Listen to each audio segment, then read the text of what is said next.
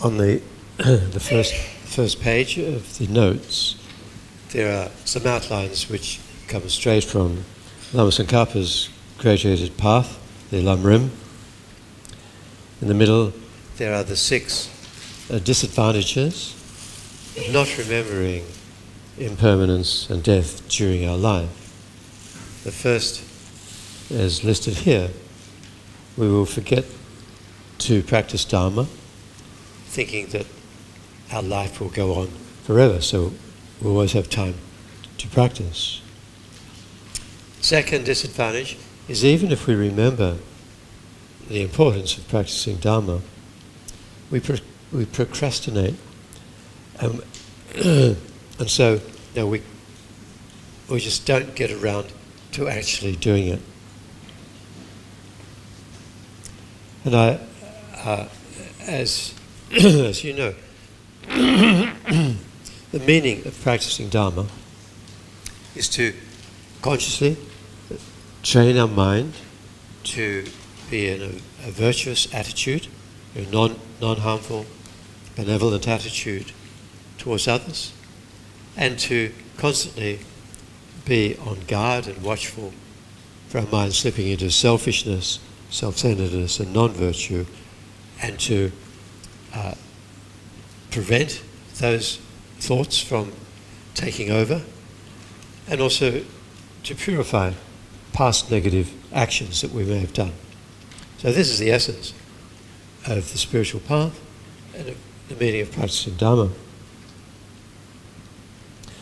So the third disadvantage of not remembering that life is so short, I don't have much long, is that we do practice, but our practice is contaminated by the 8 worldly thoughts or the 8 worldly concerns. We'll come to them next. The fourth problem is that even we do practice and our practice is pure, we don't persevere. We have to keep going. We should never think, I've done well, I can now take a rest. We need to constantly train our mind. I mean, this goes for practicing Dharma. It goes for anything in life. If you want to study a subject, become a professional in any particular activity, you need to do these things. You need to overcome the phone calls from your friends. Oh, having a great party.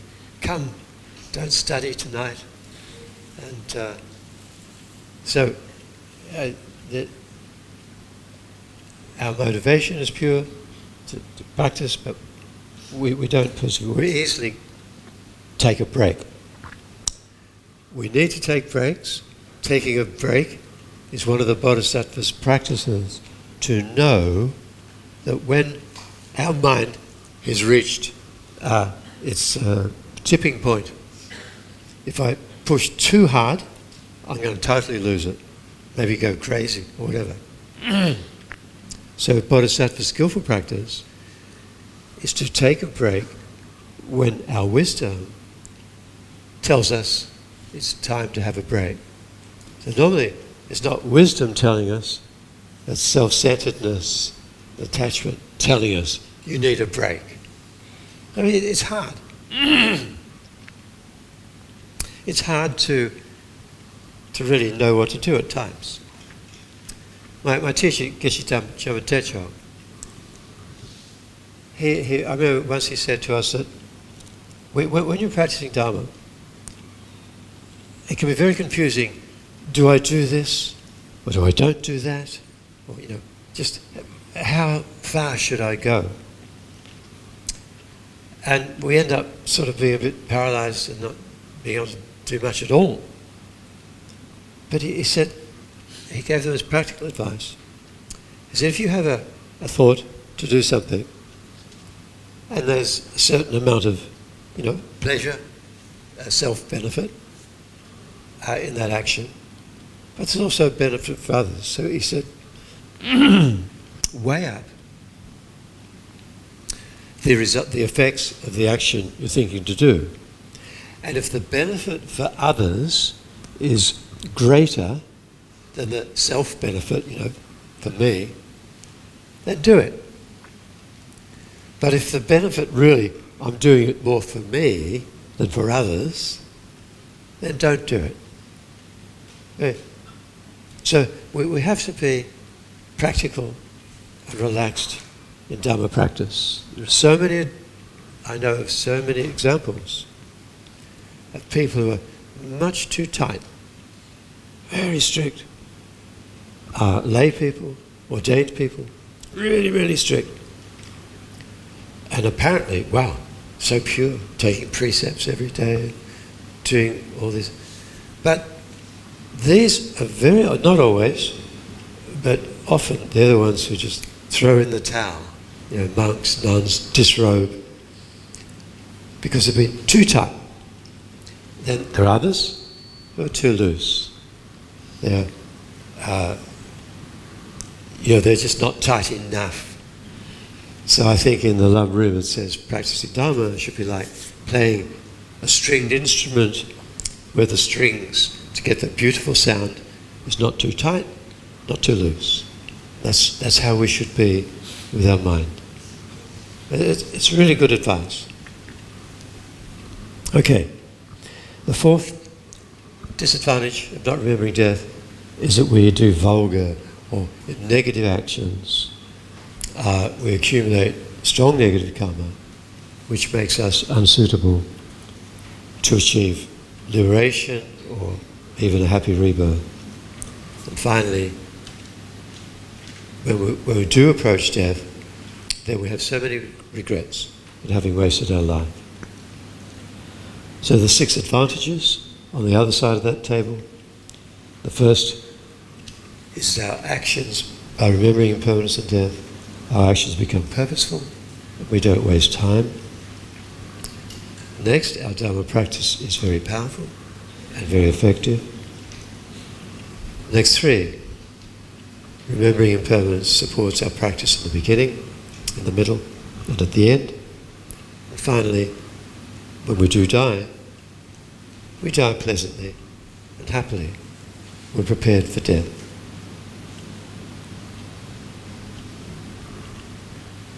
The 8 worldly concerns, I'm sure you've heard, these are the attractions and aversions for happiness and unhappiness in this life, worldly.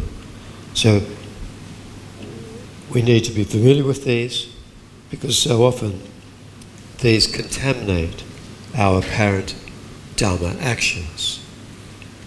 Like we're going to be meditating and really sitting beautifully back straight and all that. But what we're thinking is, the other people must think I'm such a good meditator. There's this pride. And even there is some inner experience of peace, of bliss, or whatever. We feel special. And we sort of go to the teacher, I'm special. Recognize, praise me. Say nice things. I'm getting somewhere. We were meditating. We were achieving something. We were doing some activity. But when that attitude is there, that is the contamination of worldly Dharma. One time I'd stayed it was when I was, after being ordained, I was living at Kopan Monastery in the 70s. And I'd stayed there for the whole monsoon. I'd done retreats, a 6-week Manjusha retreat and some other retreats. And I'd worked really hard. The monks and nuns were living in their region at Kopan, and I'd worked really hard looking after the buildings and the kitchen and the shopping. And I'd run a clinic. I had a free medical clinic for the local villages, which had kept me really busy, like 8 o'clock in the morning till midday. In fact, I even had a mantra, because all the little monks too, they'd all come up. And They come up to me at any time of the day. So I learnt a phrase in Nepali language, Bodily biena atbaji, and that means tomorrow morning 8 o'clock. That's when the clinic opens, not now at 3 o'clock in the afternoon. It's really funny because some of the Kopan monks who are little monks then, they're adults now. I was in Bendigo in Australia at the monastery, and I walked past a room and there was a visiting monk, Geshe Sherab. He's probably been here. I didn't know he was there, and the door was open. I heard from inside the room, Bodily biena atbaji. It was Geshe Sherab. So if you remember. Anyway, I thought I'd been a good monk during those monsoon. And Lama Yeshe returned to Kopan after travelling overseas. And so all the monks, all the Westerners who were there, all in a big long line with scarves, cutters, to hand to Lama Yeshe, and he began at the bottom, coming up, greeting each one in turn. And then sort of went one after the other, and then he came to the one next to me, and I was sort of thinking, Lama must be really pleased with what I did over the monsoon. And so Lama met this person, and then he totally walked past me. I went to the next one. Didn't look at me, he ignored me. And I checked up, yep. I wanted praise, nice words. So again, the gurus teach in very nice ways. So the 8 worldly concerns contaminate our Dharma. And I'll just list them. I know you've been through them before. But my very first course, the 1-month course at Kopan, was the 6th course where I attended. It was my total introduction to Buddhism. I knew nothing about Buddhism. And Lama Zopa Rinpoche taught the course, and he spent 10 days, and he gave all the lectures, like a few hours in the morning, a few hours in the afternoon, 10 days on the 8 worldly concerns. I was nearly going crazy.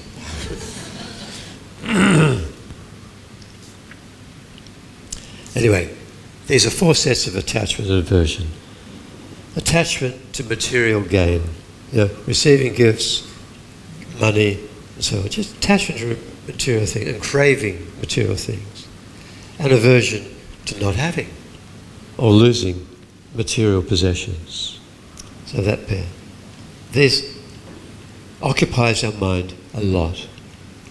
Then there's the attachment to the pleasure of sensory pleasures, good health, attractive body, and so on. And doing so much to make a body look more attractive, and so on. And aversion to not having sensory pleasure, to missing out on what other people are enjoying, or losing what we've got. So a lot of our time is spent in indulgence, in the pursuit of sensory pleasure and avoiding pain. Then there's the attachment to sweet, literally sweet ego-pleasing words. Like we really crave affection. We crave love. And for somebody to say, I love you.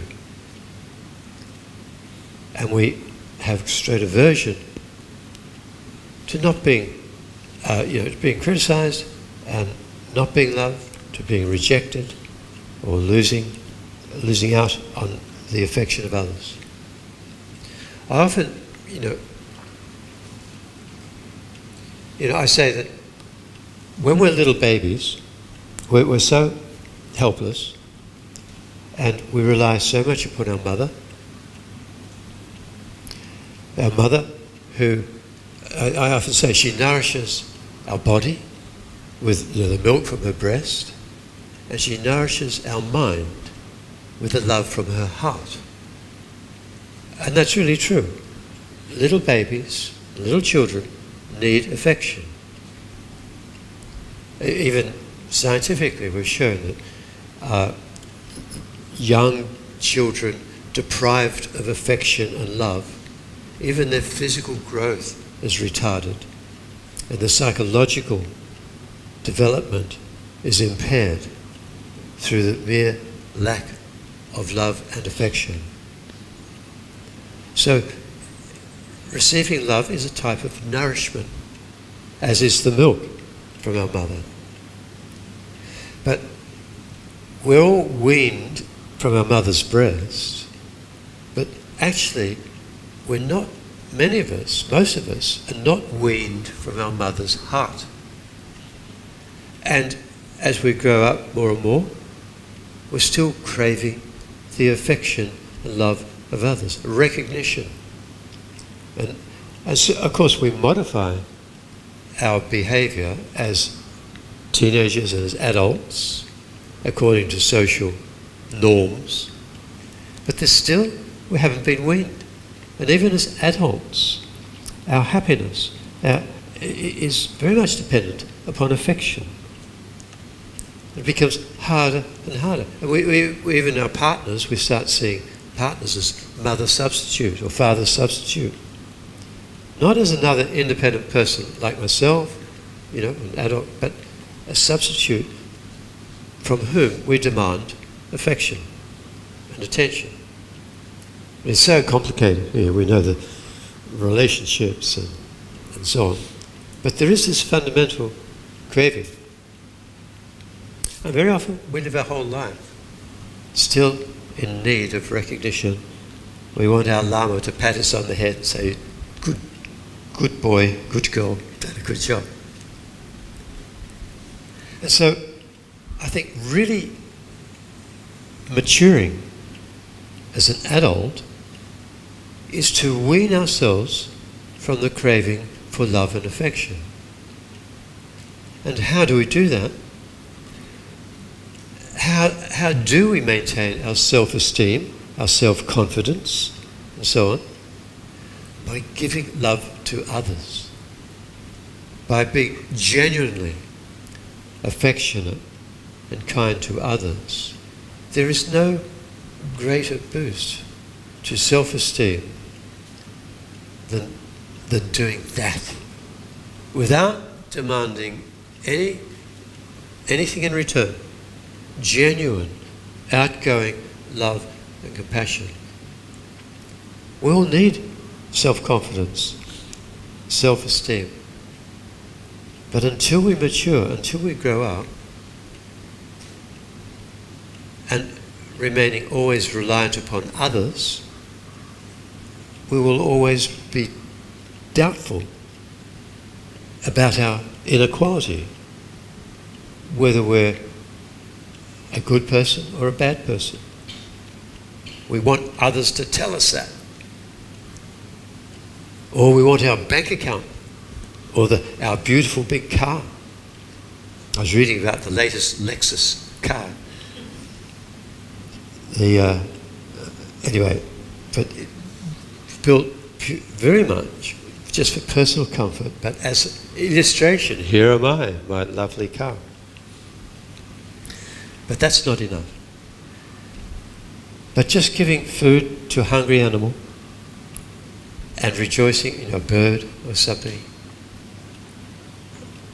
is a pure, genuine cause for inner joy. And there are so many opportunities, not just animals, but there are so many people to whom we give happiness. Of course, most animals respond very happily. Humans are more difficult. We can try and help people and we can be rejected, be insulted, criticised. But that's okay. That's the other half of this worldly thought. Fear of being rejected, fear of being ignored or bad things being said to us. That should have no effect whatsoever. The genuine attitude of affection and giving love to others This is the most precious thing in the world. If we regard things as precious, if they make us happy, and not precious if they don't make us happy, then most things in ordinary life are very expensive. You know, precious is a synonym of expensive. But in terms of giving inner peace and happiness, nothing is better than genuine kindness, affection, love for others. Now, of course, they're attached to love. They're attached to affection. You know, but that's okay. So are children. But children need it. Children need love. They need kind words. Eventually, we have to teach the children to be self-sufficient. How do we do that? We teach them to love others. Anyway, that's just a side point. And I think it's an important point. The final two pairs of these 8 worldly concerns, craving for, being loved, that's more personal. But in general, craving for social recognition, for reputation, for fame, and aversion for notoriety, for being socially disgraced, loss of reputation, and power. So even I usually include in the section craving for power and influence, and aversion to not having power and influence. I think those things are quite evident in our society. Okay. So those thoughts, those worldly thoughts are actually encouraged in society. But if we really check out, they weaken our Dharma practice. They contaminate our Dharma practice. Dharma practice is pure without any self-centeredness. So we can always check out. Mindful, what am I thinking? Why am I thinking this? Is this action of greater benefit for others or myself? And gradually we can train our mind to go from happiness to happiness. Okay. Now, the next subheading is the causes of death. Now we're getting down to it. So, when we died, there was a collection of karmas which ripened when we died in our last life. So this collection of karmic potencies ripened to be born as a human being in the human realm. It wasn't just the human body that was determined by the various karmas that ripened as we were dying.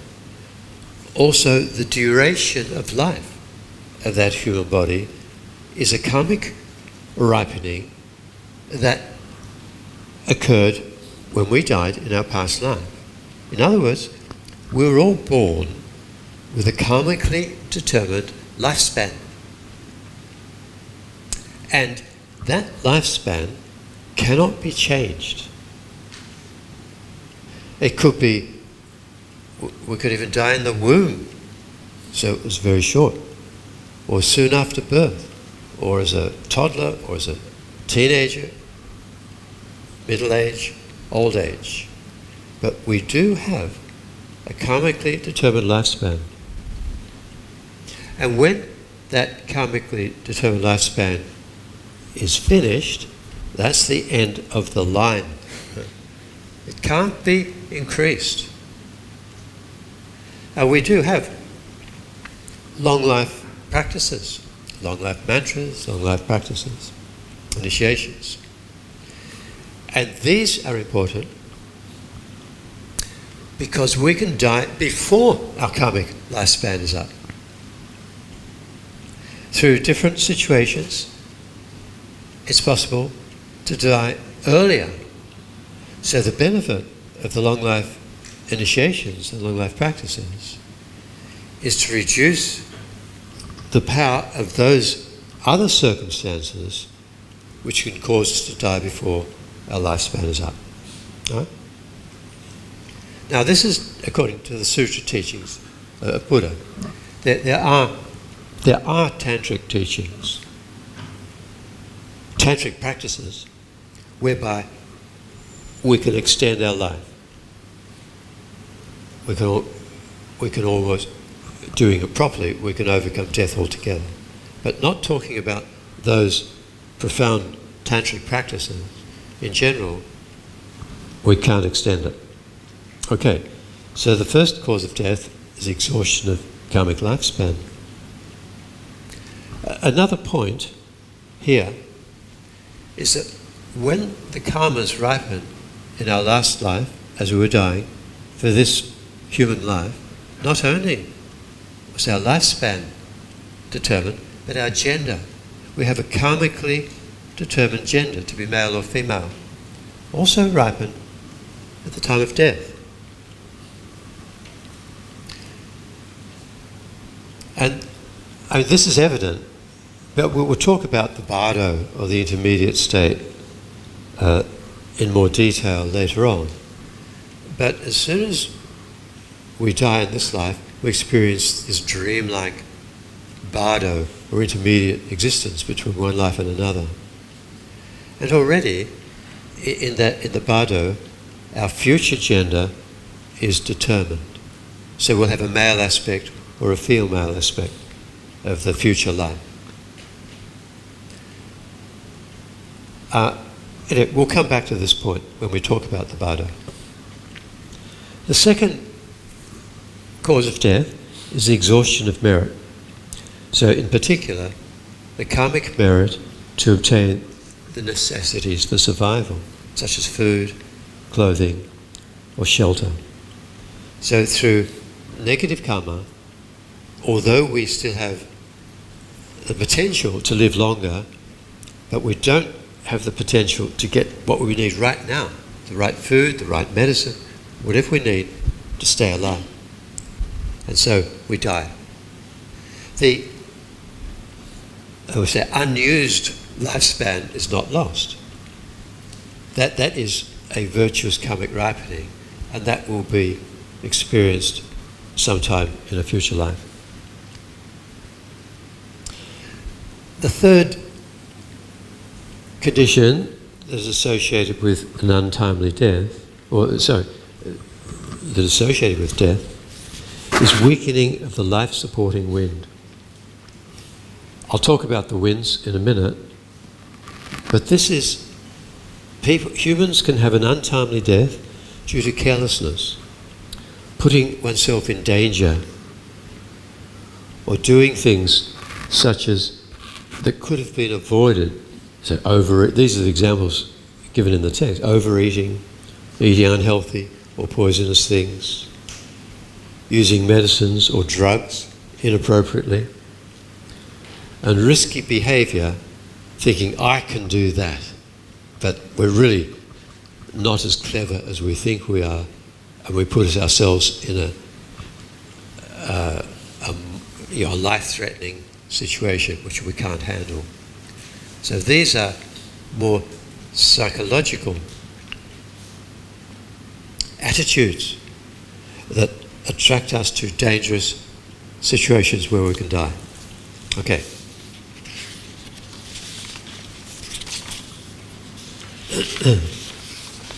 Now, at the top of the second page,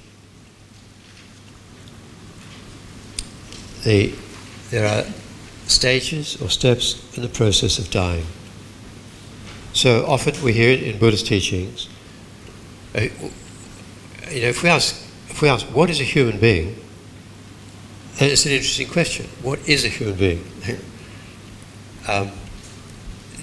I heard one Lama say, well, a human being is simply a person who looks and thinks like we do, like us.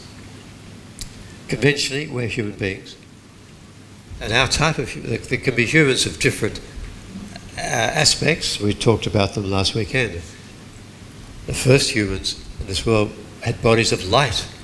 They didn't eat, they didn't need to eat, and they were born spontaneously and so on.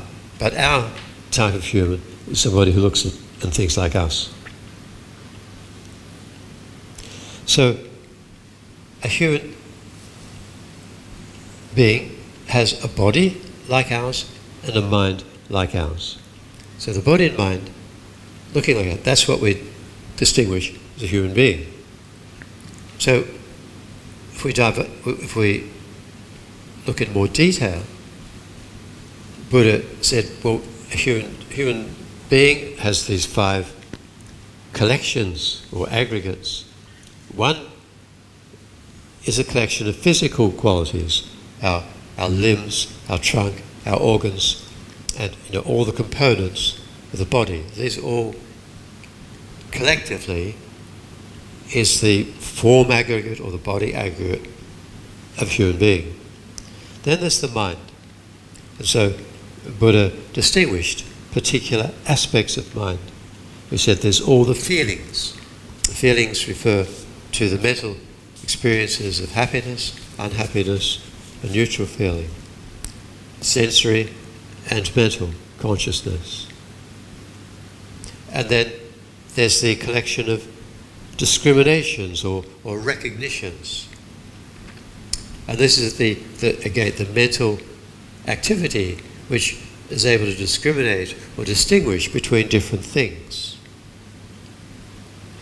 And then thirdly, the remaining part of the mental activity is called the aggregate of volitions, which is all the other emotions, constructive emotions, destructive emotions, and any other changing quality associated with the human are all lumped together in this 4th aggregate of volitions.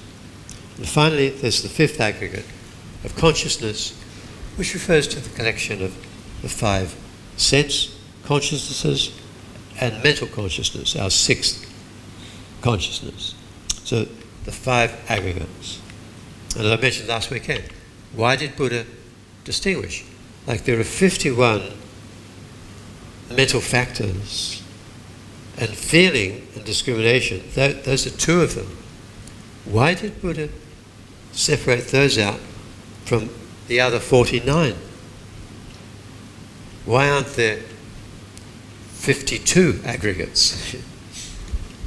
And Buddha, in the Abhidharma, explained that Buddha talked about feelings in terms of your happiness, unhappiness, and neutral feeling, because those, the pursuit of pleasure and avoidance of pain, are the basis of dispute amongst ordinary beings. They're the main basis of fighting, dispute.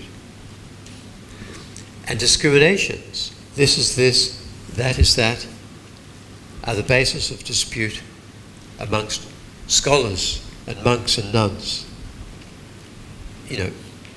Those more intellectually inclined, that they dispute over their understanding of reality. This is emptiness, not that. I know emptiness. That sort of thing. Okay, so I mentioned the 5 aggregates because these come up in the death process.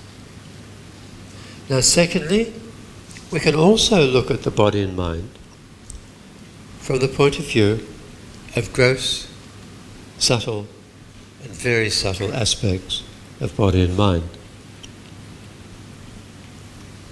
In terms of the body, the gross body is this karmically acquired form aggregate, the body aggregate. All the physical things that we recognize about the body. The subtle body is a description of the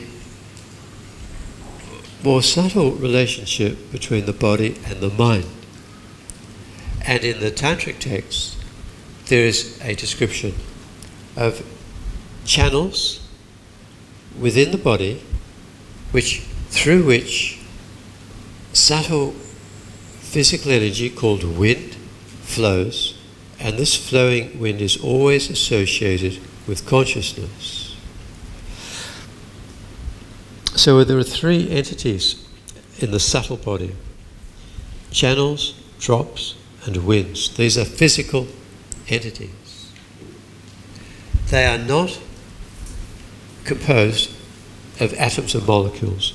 If you dissect the human body, you'll see, with a scalpel, then you'll find arteries and veins and nerves and so on visible to the eye. But those aren't the channels described in the tantric texts, which give a map or a plan for meditation. So no need to go into the great detail of these descriptions, but in general there's said to be a central channel which can be, according to the particular meditation, can begin top of the head or here between the eyebrows, and it's said to be the diameter of your little finger, and it curves back and it flows down to the pelvic region.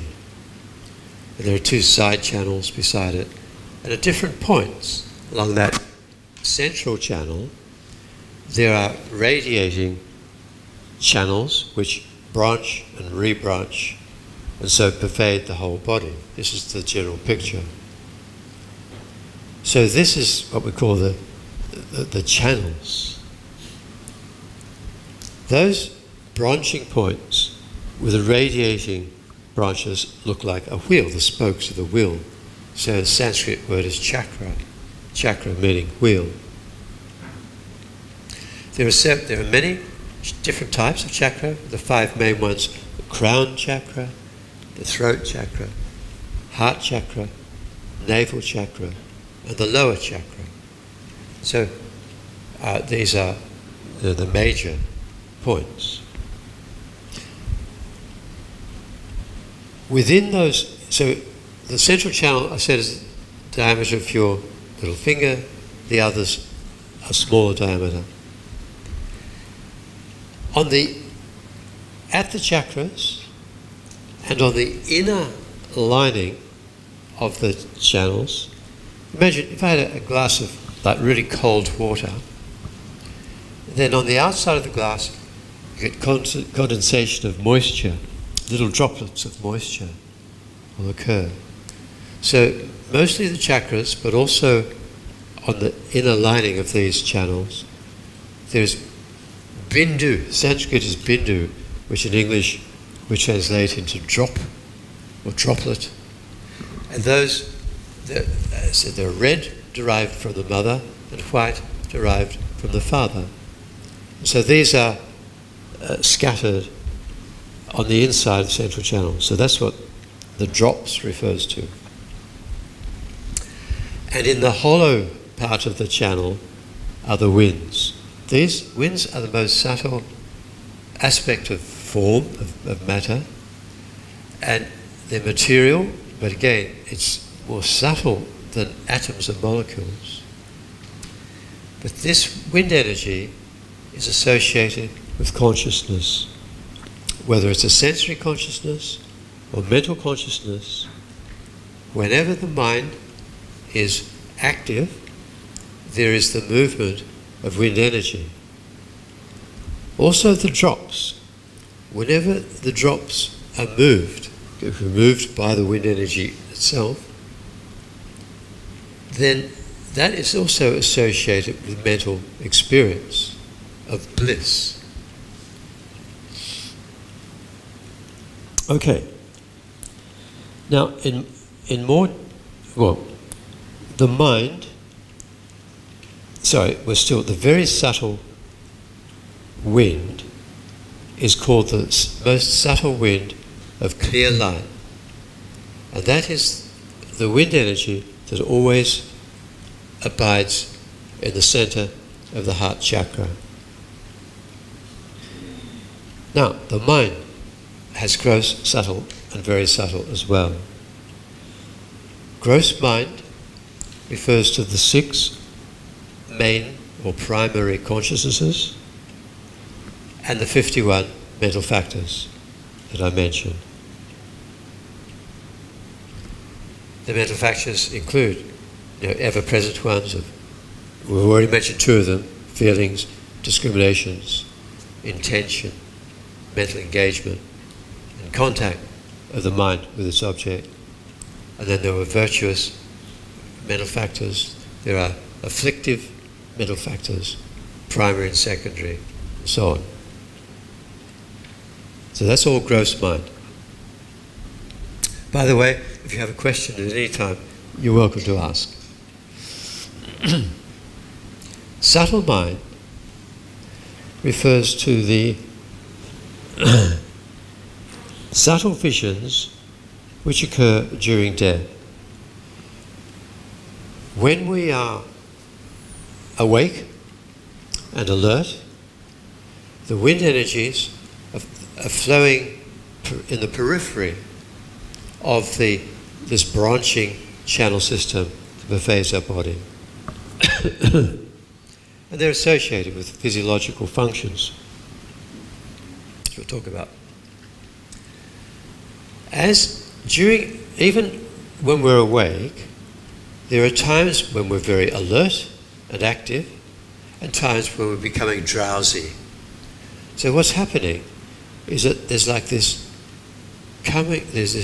we're more alert, more awake, the winds are flowing in the periphery.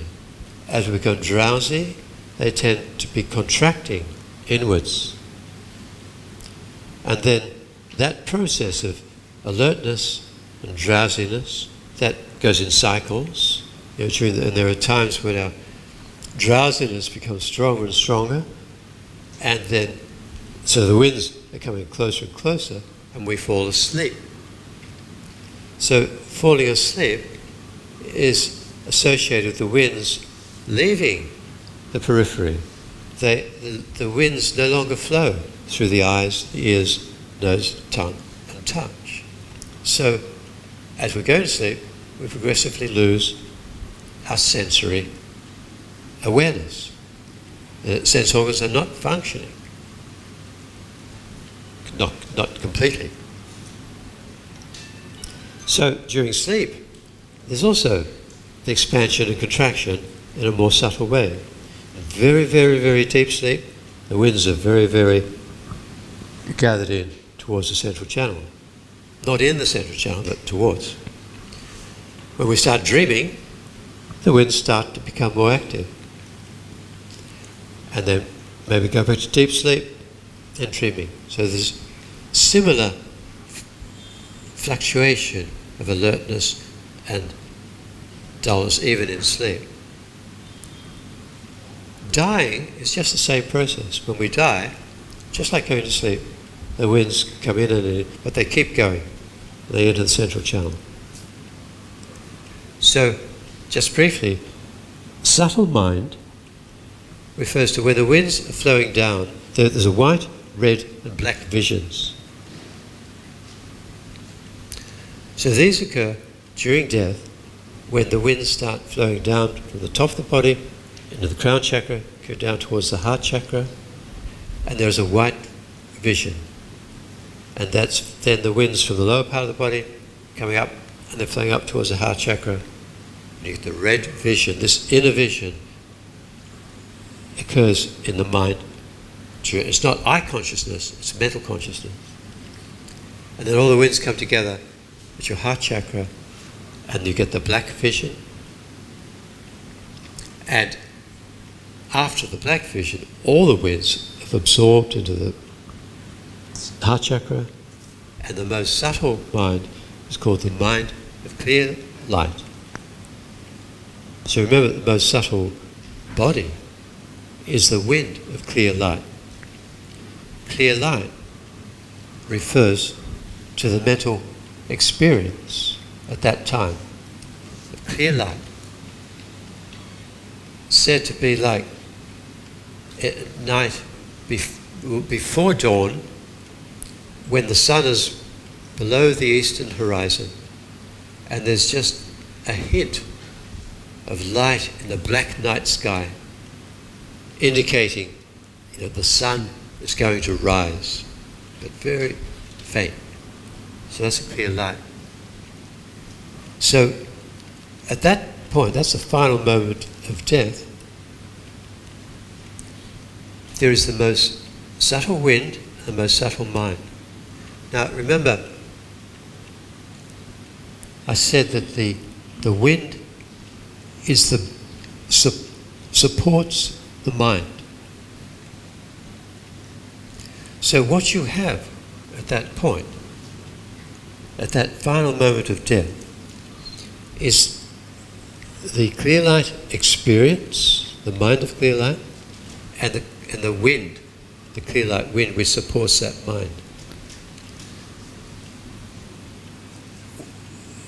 What we have in our heart chakra at that time is manifesting, in technical terms, it is called the eternal drop.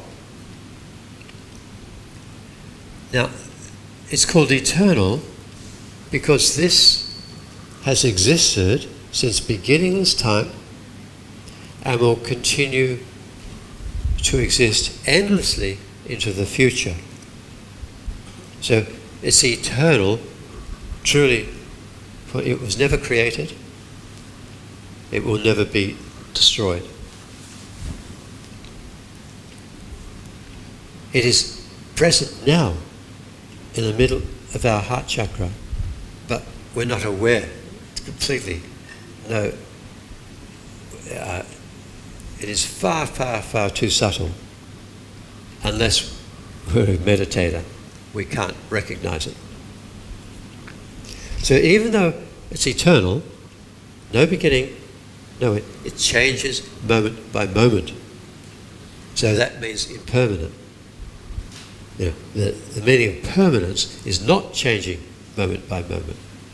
So this does change moment by moment. The previous moment of the eternal drop ceases and gives rise to the present moment. The present moment ceases and gives rise to the future moment, and so on. Is that clear? Yeah.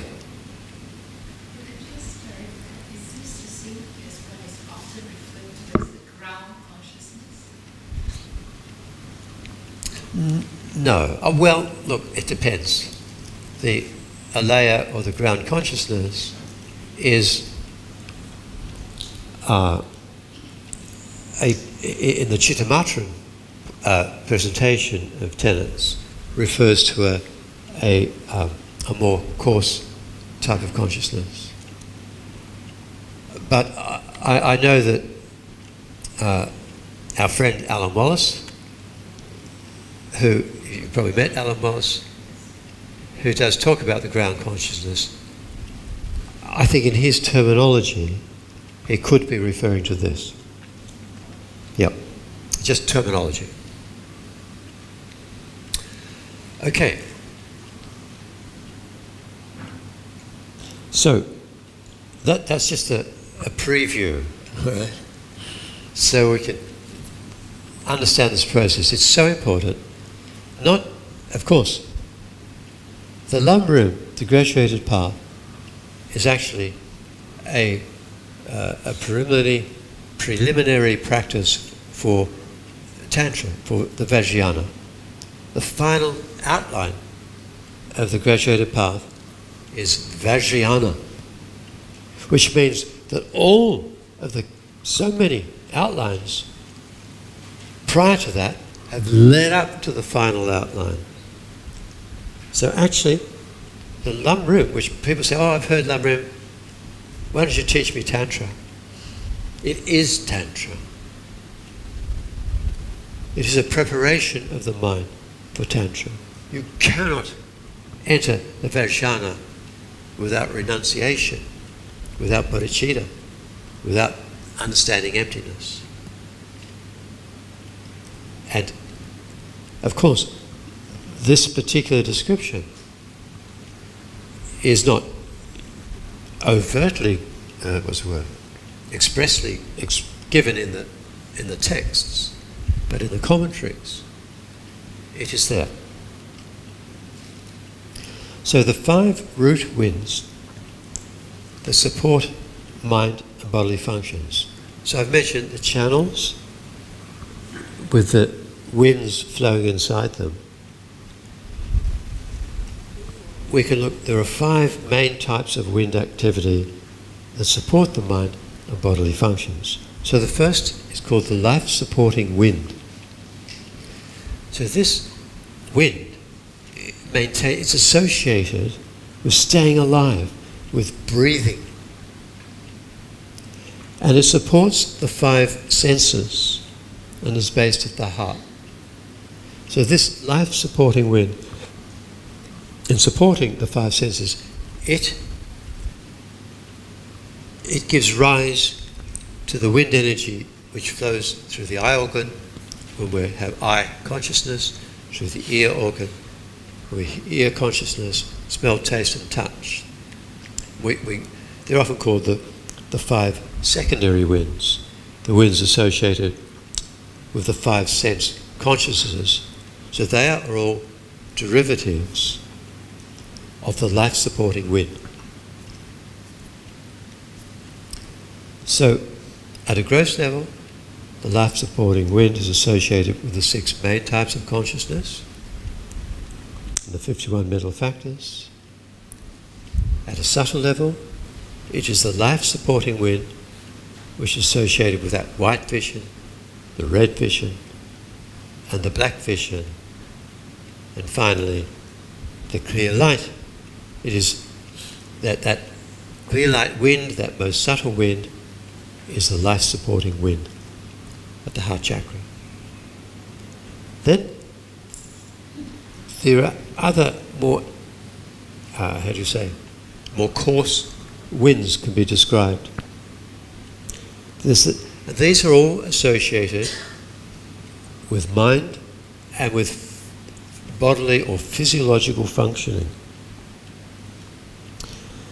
The downward voiding wind abides in channels in the pelvis, and it is associated with the functioning of excretion, of urine and feces, the activities of the pelvic organs, giving birth.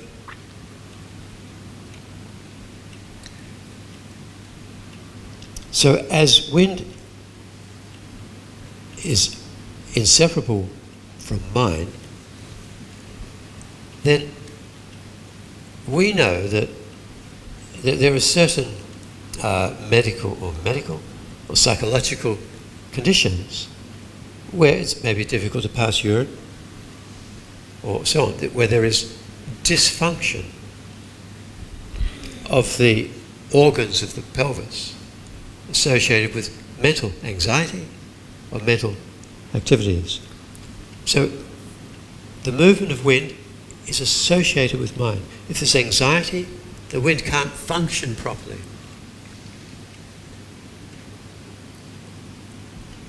So here actually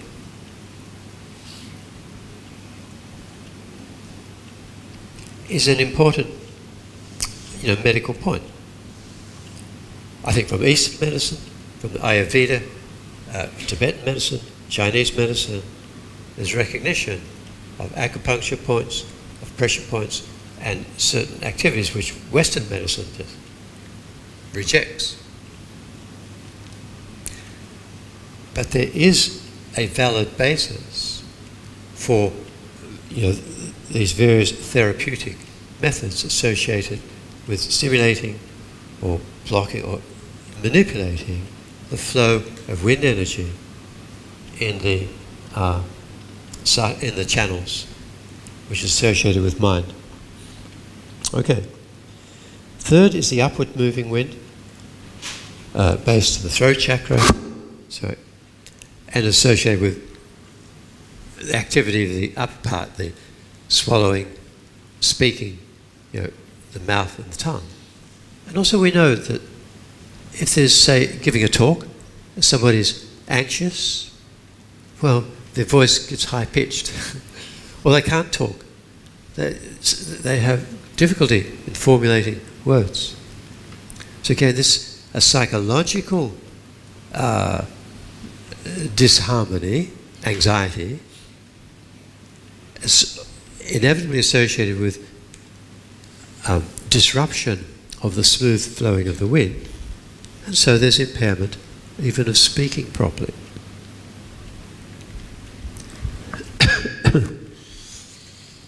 Then there's the equally abiding wind associated with bodily heat and digestion, and based at the navel chakra, associated with the function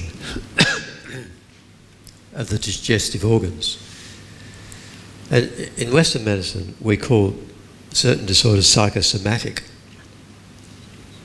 A psycho, mind, soma, body. So even in our Western terminology, we talk about body-mind dysfunction, psychosomatic disorder. So there's recognition as reality, but there's no understanding of the means of how a disturbed mind causes disturbance in the physiological functioning of the body. Finally, the pervading wind associated with bodily movement, located peripherally in the joints and the limbs. So that's just a very brief presentation of the winds and the functioning of the body. Now, the death process itself.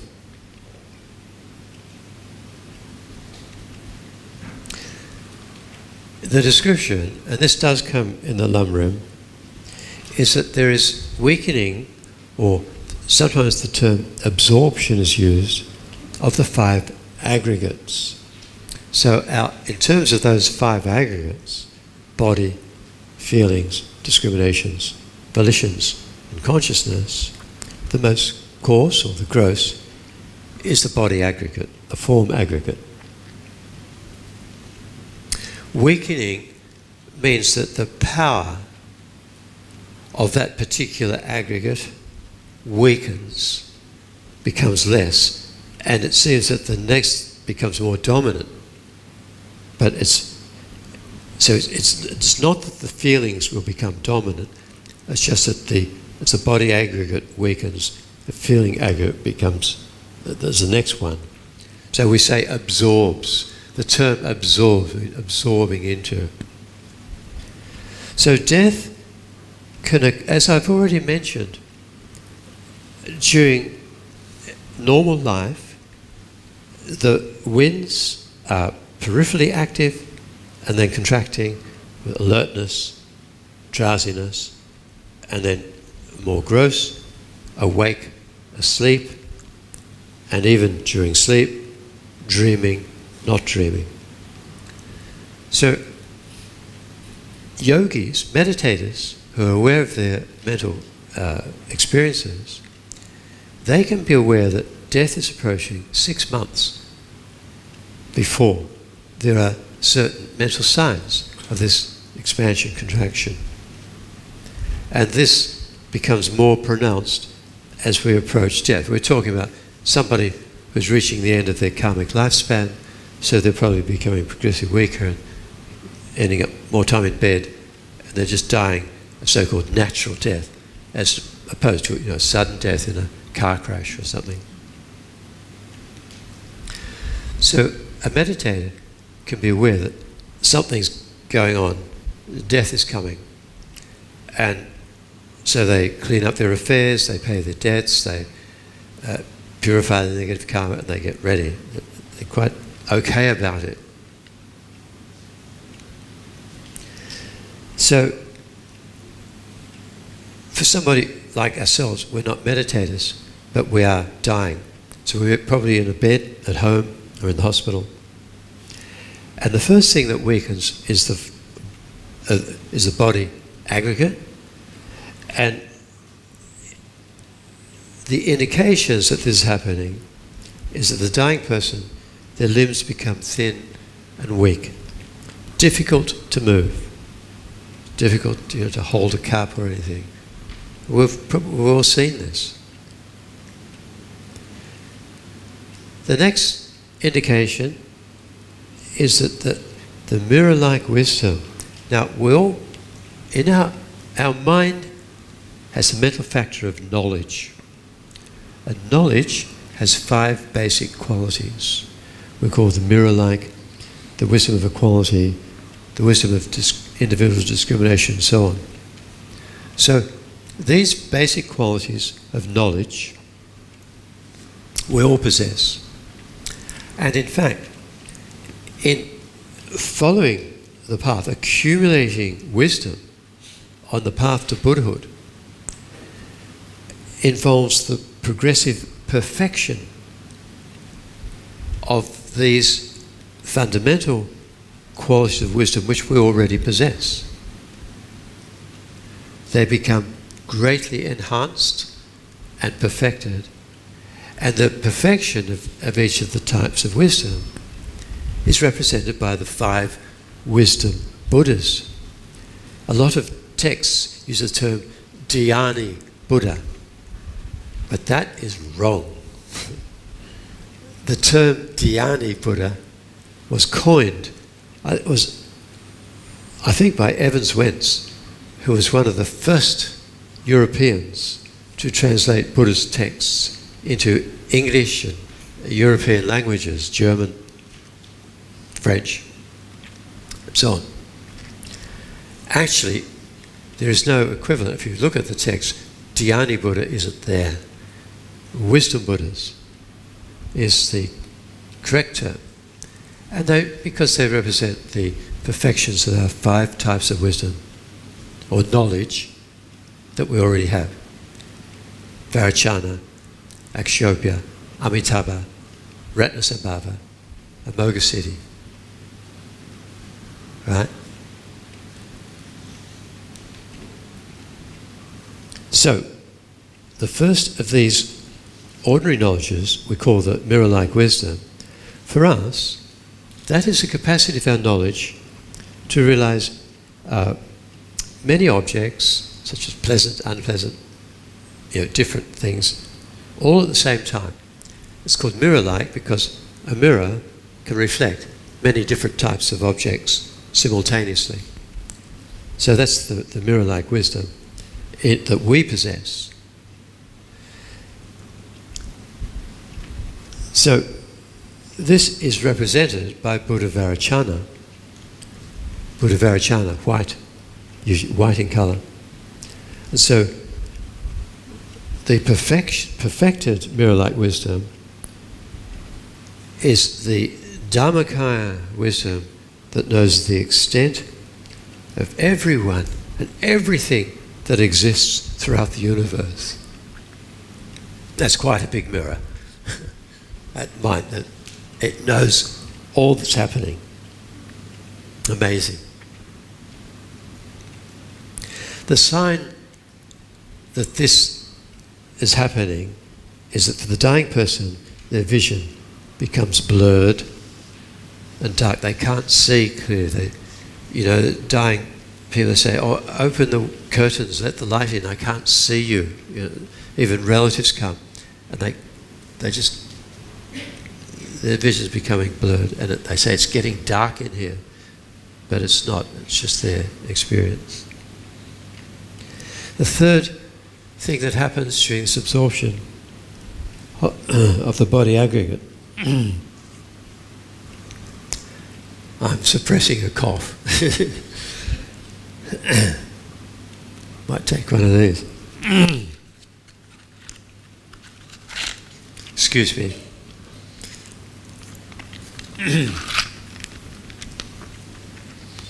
Okay, the earth element. In Buddhism and in many Eastern traditions, the elements, earth, fire, water, and wind, are not elements as we know them from physics and chemistry. They are qualities of matter. So, earth element refers to the property or the nature of solidity. Right? A lot of earth element in the table. It can support things. So the sign that the earth element of the whole body is weakening is that the dying person experiencing a sinking sensation, like falling, or a feeling of pressure on the chest. The same thing happens when we go to sleep. And I've noticed, occasionally, usually when I was younger, in the period of just going to sleep, you're not really asleep, you're not really awake. I remember suddenly feeling a sense of falling. And I put out my hands, to support myself, but I'm lying flat on the bed. But there's that sensation. Has anybody had that? I have. So that's the earth element. So actually, we experience death every time we go to sleep. It's just the same. The I sense, most dominant sense, begins to weaken at this stage. And the sign is that the dying person has difficulty in keeping their eyes open or closed. They're hard even to open the eyelids or close the eyelids. And what's called the inner form weakening is that the colour of the body phase becomes very pale, and the dying person has an inner vision like a shimmering silvery blue mirage of water on the hot desert sand. The sun is actually refracting off the layer of hot air over the sand, and you get this silvery blue mirage. So that's the first of the 5 stages of death. This can happen quickly. It can happen over hours or even days. And we can go in and we can come out of death. It's not always a one-way process. So the next stage is the weakening of the feeling aggregate.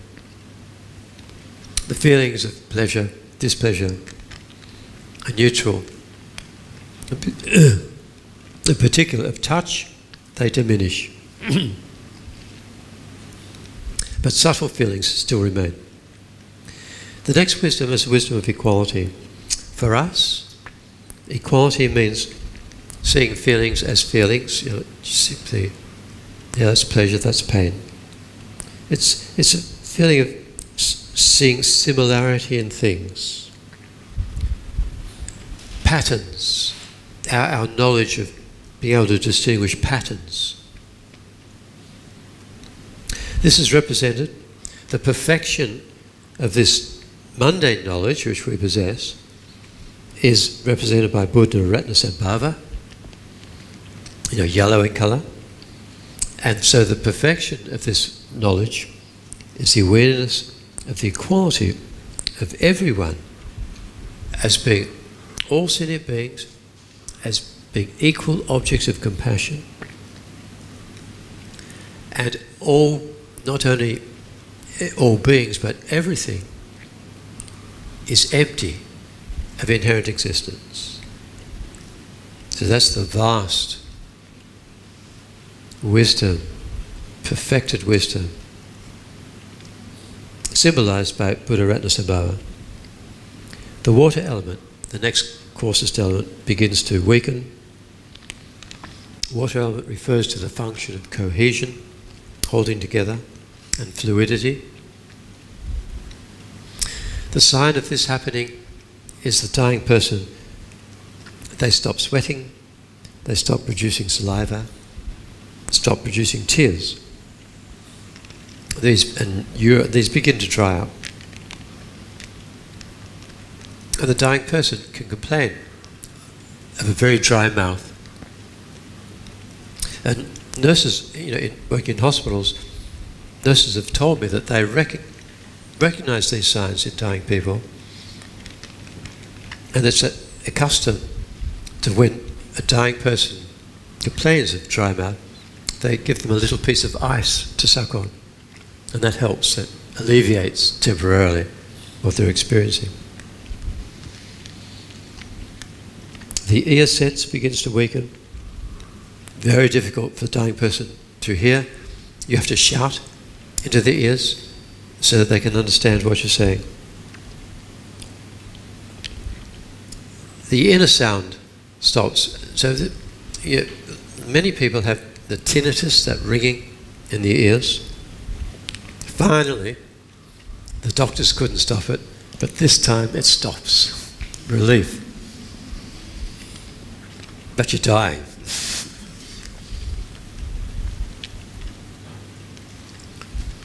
And the inner vision, instead of being like a mirage, is like a room full of smoke.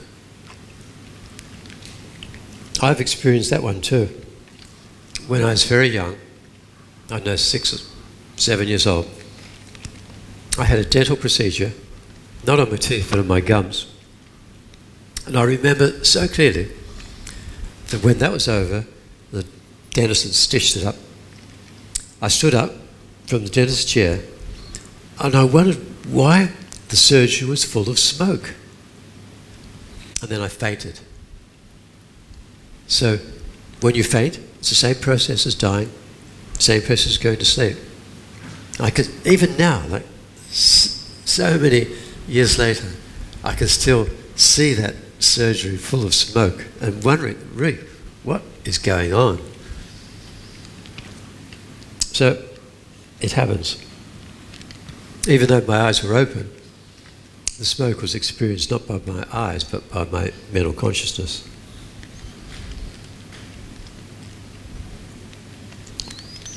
At this stage, the karma for the next life hasn't ripened, but there are indications of the future life. They can manifest, and so the dying person can experience agitation and anguish, fearful visions. This can be, it's not definite, but it can be an indication of an unfortunate rebirth. If the dying person experiences pleasant visions, a sense of peace, no distress, then that's an indication they're probably ripening a virtuous karma for a happy rebirth. The third stage is a weakening of the discrimination aggregate. So as the discriminations weaken, the dying person loses their memory of the affairs of close friends and relatives. Might still be able to remember relatives, but can't remember where they fit in or give the wrong name to different people. The wisdom of individual discrimination, which for us is our knowledge of the names and the classifications and so on of different things. Our ability to distinguish between things. So the sign of this weakening is that we forget the names of our relatives. This wisdom is represented by Buddhi Amitabha, red in colour. And the perfection of this knowledge, which we all have, is the awareness of the difference between everyone and everything, every phenomenon. Be able to distinguish all things in the universe. This is this, and that. It's hard to imagine. But the Dharmakaya is omniscient.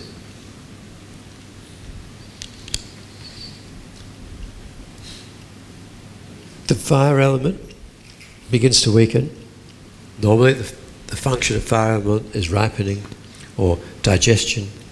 It is the nature of warmth. The body now starts to become very cold. Digestion stops. And the coldness approaches from above and below towards the middle of the chest. The sense of smell stops. And there's short inhalation and long exhalation. The sense of smell is lost, and that inner vision,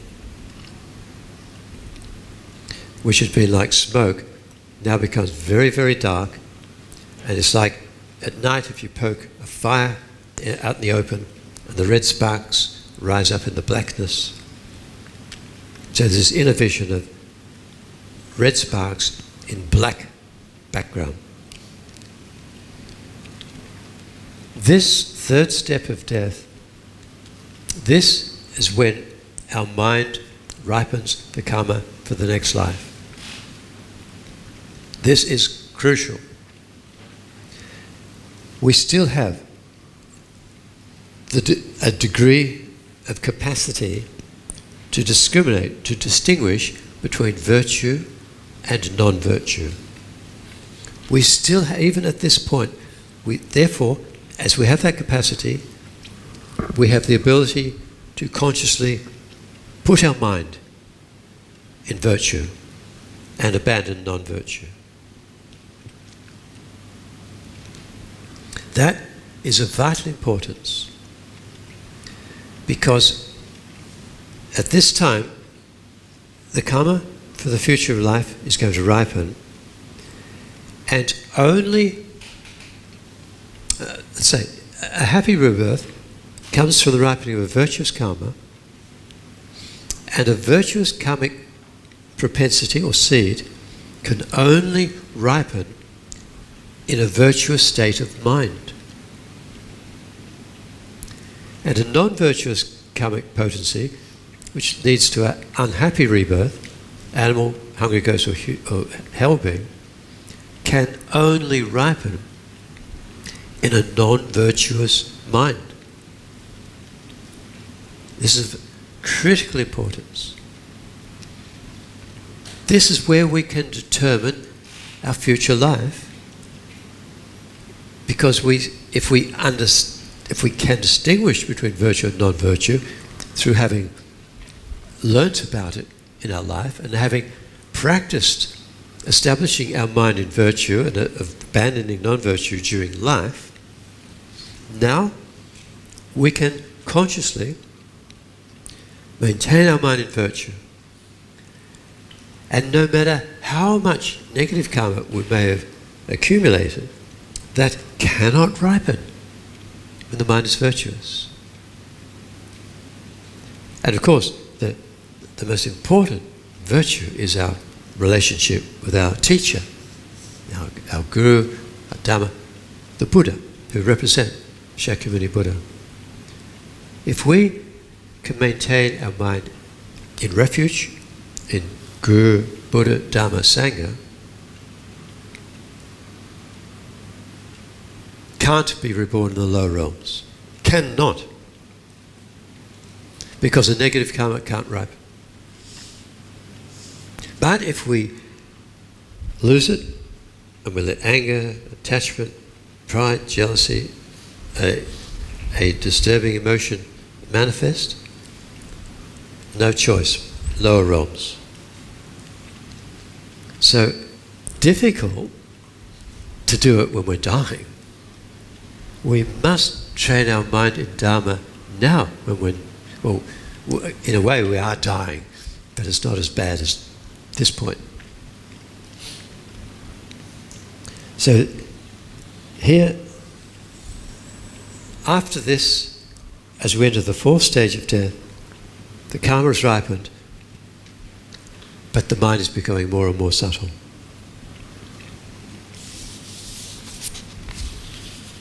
So it's more or less, we're sinking into death now. It can still be reversed, but we're approaching death. The fourth stage is a weakening of the volitions aggregate. The body can no longer move. The fourth wisdom, the wisdom of accomplishment, for us is our ability to set goals and attain goals in this life and in future lives, is lost. The perfection of this wisdom is represented by Buddha Amoga Siddhi, green in colour. And the perfection is the awareness of how to accomplish the temporary and the ultimate aims of all sentient beings throughout the universe. Incredible. This is how Buddhas work for others. They know exactly What each sentient being in the universe is doing, what they need, and can manifest. If that sentient being is receptive, they can manifest to help them. The dying person completely forgets the purpose of external work, of all the affairs of this life are just forgotten. The wind element fades. At this point, the breathing stops. But the person is not yet dead. Taste sense stops, tongue goes blue, sense of touch is lost. And the inner vision, instead, like prior it was many sparks in black, to now a single point of light in the total blackness. It's likened to a candle at the bottom of a deep well. So that's the fourth stage of death. Not yet dead. The fifth stage is the weakening of the consciousness aggregate, the final of the 5 aggregates. In particular, the conceptual mental consciousnesses. So the wisdom associated with this is called the wisdom of Dhammadhatu. And the wisdom of Dhammadhatu, it's equivalent to the mental consciousness with its potential to become the Dharmakaya. So our mental consciousness now has the potential to become the Dharmakaya. And the perfection of this wisdom is represented by Buddha Ekshobhya, blue in colour. And it is the awareness of the entire sphere of reality, the 2 levels of truth, conventional truth and ultimate truth of all beings and all things throughout the universe. So during this 5th stage, there are 5 steps, as the other had 5 steps. The first is the cessation of the 80 primitive conceptions. So now, at this point, all the winds have contracted away from the periphery, and from the upper part of the body, they've all gathered at the top of the crown chakra, the opening, the central channel, and they start flowing down in the central channel. They're becoming more and more subtle. And as they do so, from the crown chakra, they carry down this white drop energy derived originally from the Father, and there's experience of the white vision.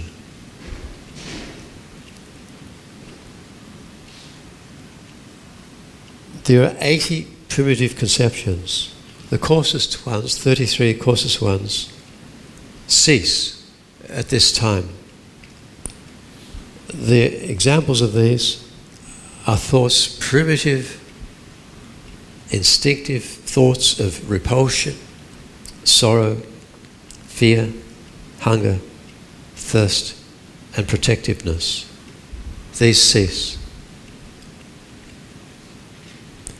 And the mind, instead of having that final pinpoint of light, the vision is called the white vision, which is like the full moon tonight. It's full moon tonight, I think, but in a very clear autumn sky, where the full moon is here, but the whiteness, the radiance, is in the black. So the white vision isn't the full moon itself, but it is the radiance in the dark space behind. Next day, the winds from the lower part of the body come from the lower part, enter the central channel, and they carry up from the navel chakra red drop energy derived from the mother towards the heart chakra. There is the red vision. The next more subtle primitive thoughts stop, such as longing, satisfaction, the urge to suckle, to kiss, to hug, or to be unruly. These are examples. These cease. So the vision now is like the deep coppery red of a sunset. Again, not where the sun is, but where the black space is here, and there's a red sunset happening here, and it's a redness in that blackness that occurs. Then all the winds becoming more and more subtle, the minds becoming more and more subtle, enter what, I didn't mention this before, but what is called the indestructible drop. Tomorrow we'll go into it in more detail, but at conception, there's the sperm from the father, the egg from the mother, and the consciousness from the past life. So these three things coming together. And within the sperm and the egg, from the mother and father, there's red drop energy and white drop energy. So with the union of sperm and egg, it says that the red drop energy and the white drop energy come together forming a capsule. Like that. Hollow in the middle. And when the consciousness from the bardo enters the fertilized egg, the consciousness is at the clear light level, and that enters that capsule. So that capsule is called the indestructible drop. Remember, the union of most subtle wind and most subtle mind, the clear light, is the eternal drop. Eternal because there's no beginning, no end. The indestructible drop, this capsule of white and red drop energy, is called indestructible because it remains indestructible from conception up until death, the final moment of death. So it has been there, center of our heart chakra, since we were conceived. And the most subtle wind and mind, the eternal drop, have abided inside that. So now that we're dying, all the wind energies which had arisen from the original most subtle wind energy and all the gross consciousnesses all absorb back more and more subtle. So they all go back inside the indestructible drop, and there's what called the black vision, like total blackness. The tropics is a good example of the night. I remember when I was a young doctor, I worked in New Guinea, which, like Singapore, is on the equator. And I remember a tropical night where there's clouds and there's nothing as black and dark as a tropical night. And I remember one time being called out to the hospital, and I didn't have a torch or anything. And my car was in the yard outside, and it was just so black I couldn't see anything. And I got into my car, I was feeling, and it wasn't in a garage, it was in the open, and then I realised I was in the back seat. I wasn't drunk. Some nights I could have been. Anyway, that's my illustration of the black vision, like total blackness.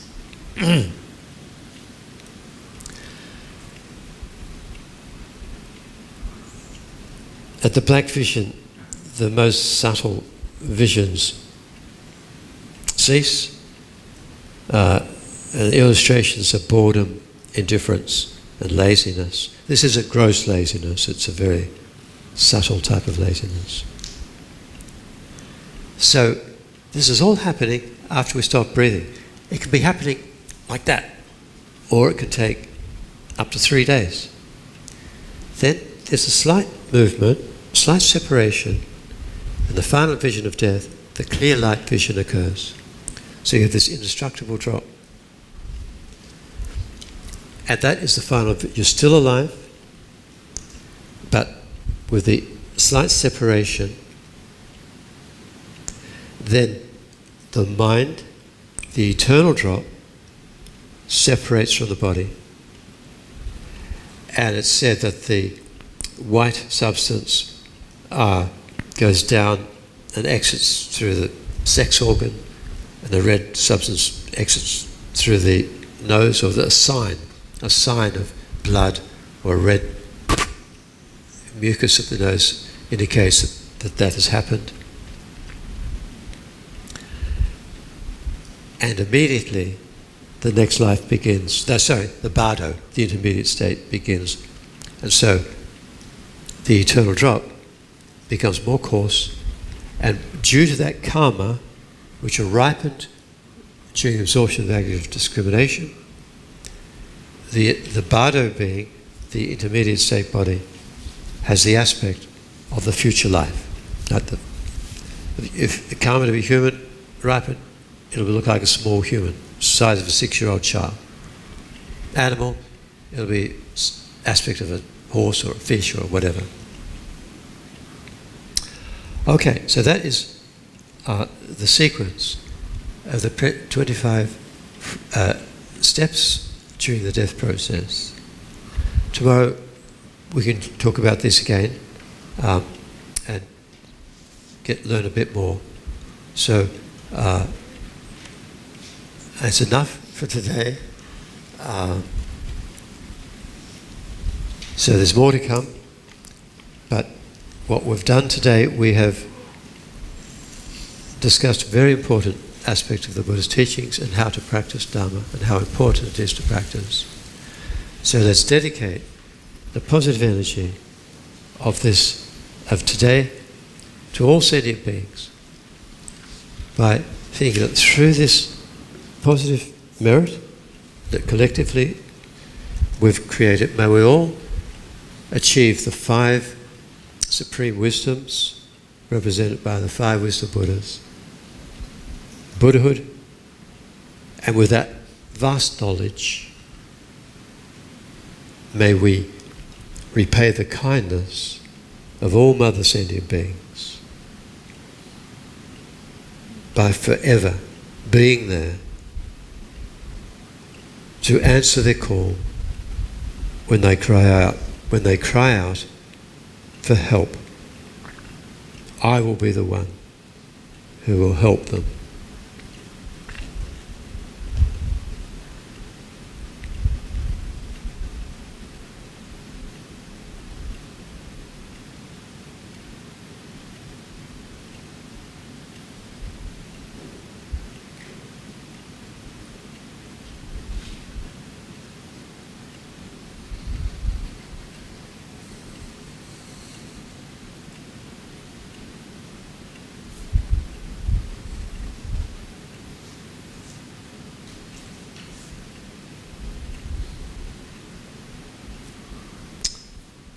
Thank you very much. Thank you for your attention, and we'll see you tomorrow.